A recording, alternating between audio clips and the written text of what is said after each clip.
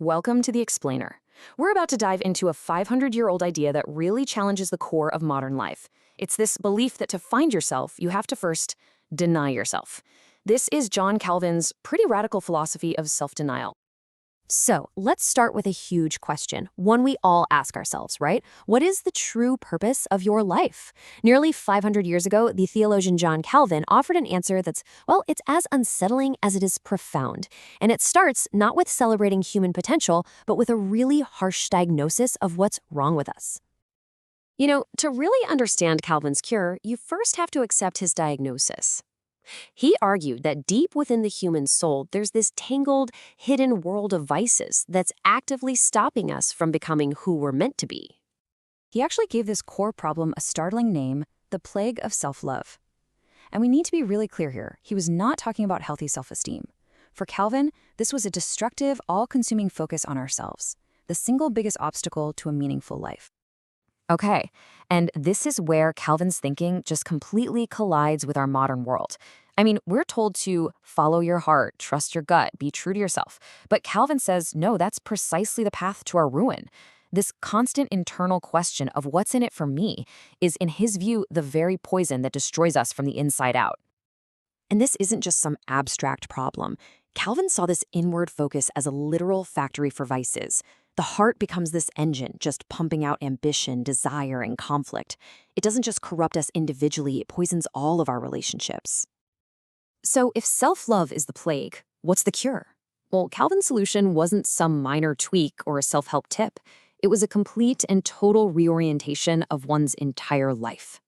So here's the first radical step. We have to fundamentally change our default setting.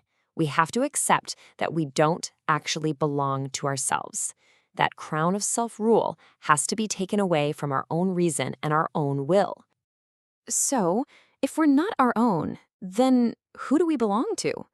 For Calvin, the answer was simple, and it was absolute. We are God's. And if we belong to God, our lives must be lived for Him.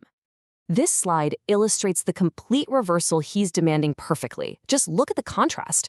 On the left, you've got the life of self, my reason, my will, my goals, all leading to that world of vices. But on the right, you have the life of God, His wisdom, His will, His glory, which Calvin calls the sole haven of salvation. It's like completely rewriting the operating system of your life. So, okay, this isn't just an abstract theory, right? This reorientation has profound, practical consequences. The next question is, how does denying the self actually change the way we treat other people? Calvin lays out a really clear path to humility. First, it begins by recognizing that any talent you have isn't really yours. It's a gift from God. That just dismantles pride right there. From there, you shift your focus from other people's faults to your own. And this naturally leads you to honor the divine gifts you see in them and to overlook their faults rather than, putting them under a microscope. He uses this powerful analogy to really drive the point home. Think of a community as a human body. An eye doesn't see for itself. A hand doesn't grasp for its own private use. Each part functions for the good of the whole. In the same way, our gifts are meant to be poured out for the common advantage of everyone. But this, of course, leads to a very tough and practical question. I mean, it's one thing to be generous to people we like, but what about those we find contemptible, or those who have actively wronged us? And here's Calvin's radical answer. You have to look through the person's behavior, past their flaws, past the hurt they've caused, and see the image of God in them. That divine spark, he argues, is what's worthy of your love and honor, no matter what they've done. It's a command to embrace them not for who they are, but for whose they are. This philosophy doesn't just reshape our relationships with others, it completely transforms how we view our own lives, especially when we're facing hardship. And Calvin does not shy away from the harsh realities of life.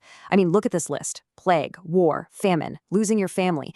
He acknowledges that these timeless hardships are the very things that can make people curse their own existence. This slide shows two fundamentally different ways to respond to tragedy. On the left, you've got the response of someone who sees the world as just random, blaming blind fortune or cruel fate. But on the right is the believer's response, to see a divine plan even in the suffering, and to trust that it comes from a place of purpose, not just random cruelty. For Calvin, this trust is the source of a peaceful mind, no matter the circumstances. So this principle creates a kind of spiritual equilibrium through all of life's ups and downs. When the scales tip toward prosperity, the gratitude goes to God, not your own ego. And when they tip toward poverty, you don't despair because you trust that the same hand is guiding your life. Now, this is a difficult path. Let's be honest. It runs contrary to almost every natural human instinct. So what is the ultimate point? Why would anyone embark on this journey of self-denial? For Calvin, the answer was singular and absolute. Self-denial isn't just a way to be a better person or live a more moral life. He saw it as the one and only path, the sole haven of true safety and salvation. The ultimate purpose is to realign your entire existence, every thought, every word, every action, away from yourself and toward what he believed was its one true lawful goal, the glory of God.